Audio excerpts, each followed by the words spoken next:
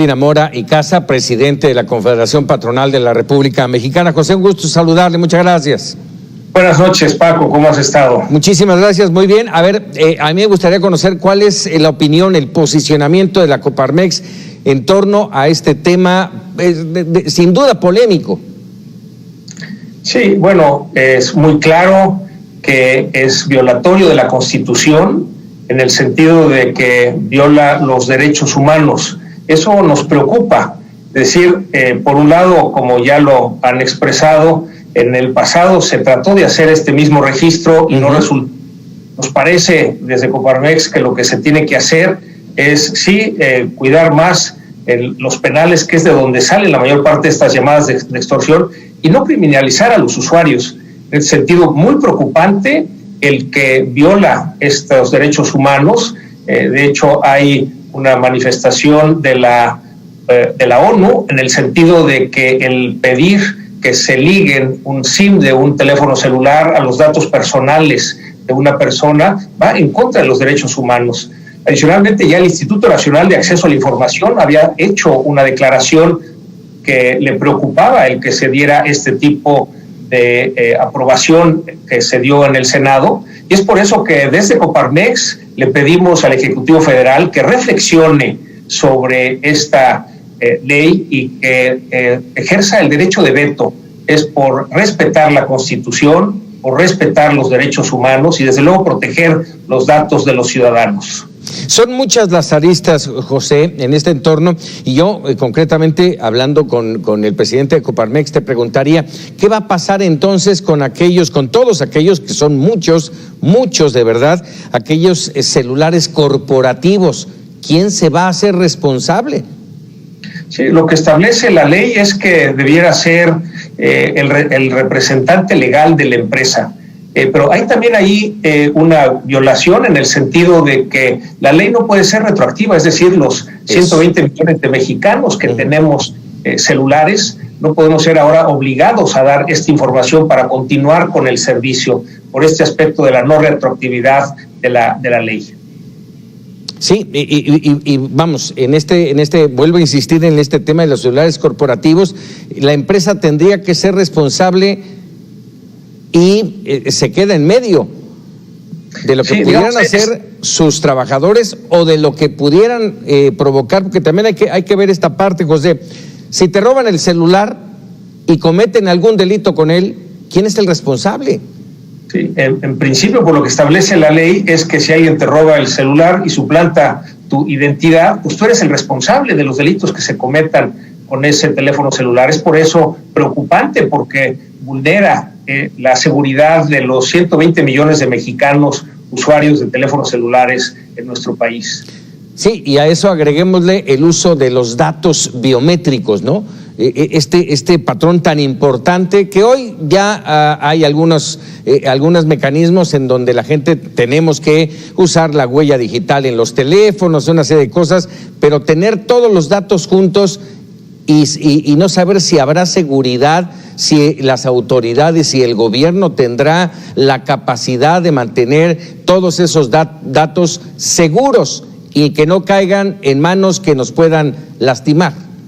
Sí, en ese sentido la ley establece que es el Instituto Federal de Telecomunicaciones quien estaría encargado, y ellos han declarado que no tienen el presupuesto para llevar esto a cabo. Adicionalmente, recordemos que en el pasado, cuando se recabó esta información de los teléfonos celulares, finalmente esta información fue vulnerada. Es decir, es muy delicado tener ese tipo de información. Insistimos que esto vulnera la seguridad de los mexicanos usuarios de los celulares. ¿Y verdaderamente sientes que esto va a inhibir la comisión de delitos? Pues no, realmente ahí lo que tiene que hacer la autoridad es, en lugar de enfocarse en criminalizar al usuario, es enfocarse en controlar los penales, que es donde pues se sabe que sale el mayor número de llamadas de extorsión. Por eso es preocupante el que se haya aprobado en el Senado, y por eso la petición al Ejecutivo Federal que revise esta ley a profundidad y ejerza este derecho al veto. ¿Sientes, José, que lo va a hacer?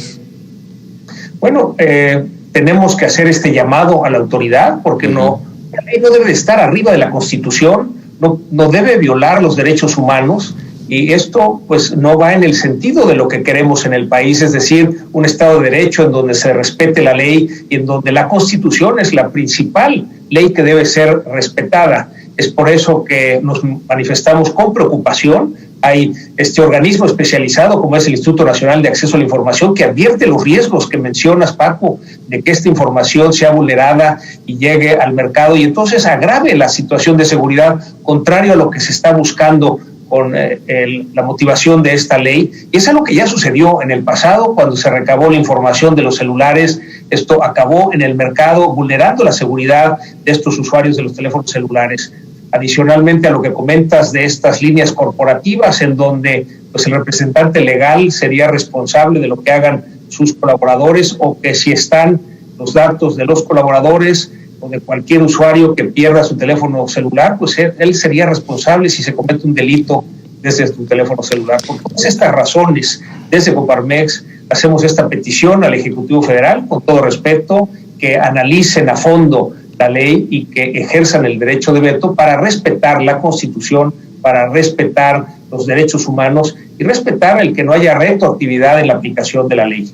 Este tema de respetar la Constitución, además es un juramento que se hace, que hicieron muchos de los funcionarios públicos en este momento y no está ocurriendo. Lo platicaba hace un momento José con Damián Cepeda, el senador panista, le decía cuántas veces se ha hablado en estos últimos 2 años de violaciones a la Constitución, de inconstitucionalidad y no ha pasado nada. Sí, es correcto. Esto mismo sucede con la ley de la industria eléctrica, ahora con la ley de hidrocarburos. En el caso de la ley de la industria eléctrica, pues ya hay esta controversia, ¿verdad? Esta acción de inconstitucionalidad y le corresponde a la Suprema Corte de Justicia el decidir si se viola o no la Constitución y desde luego lo que la Suprema Corte de Justicia determine es lo que tenemos que acatar todos los mexicanos, pero sí es preocupante, como dices, Paco, que en el caso de esta ley de los datos personales para la telefonía celular se viole la Constitución. En el caso de la ley de la industria eléctrica también se viola la libre competencia y la libre concurrencia, que lo mismo sucede con la ley de hidrocarburos. Entonces es importante que se respete la Constitución. Afortunadamente tenemos las instancias legales en el país, en este caso el Poder Judicial es el que interviene y ante esta acción de inconstitucionalidad pues será quien determine la Suprema Corte si sigue adelante esta ley o tiene que corregirse. Ya metido, por último, esto que mencionas, ya metido también en una polémica esta reforma al Poder Judicial que puede poner en riesgo todo esto que nos acabas de decir. Sí, nos parece grave que simplemente en una decisión se aumente el periodo de la presidencia de la Corte, cuando está establecido con toda claridad que cada 4 años tiene que haber una elección para cambiar al ministro presidente.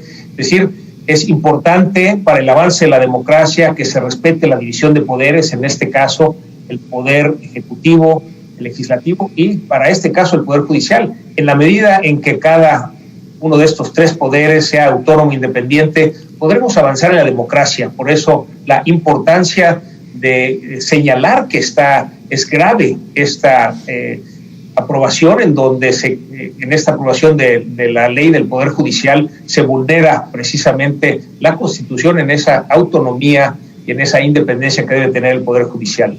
José Medina Mora, como siempre, un placer platicar contigo y que nos regales unos minutos. Muchas gracias, Paco. Muy buenas noches. Muy buenas noches, José Medina Mora, el presidente de Coparmex.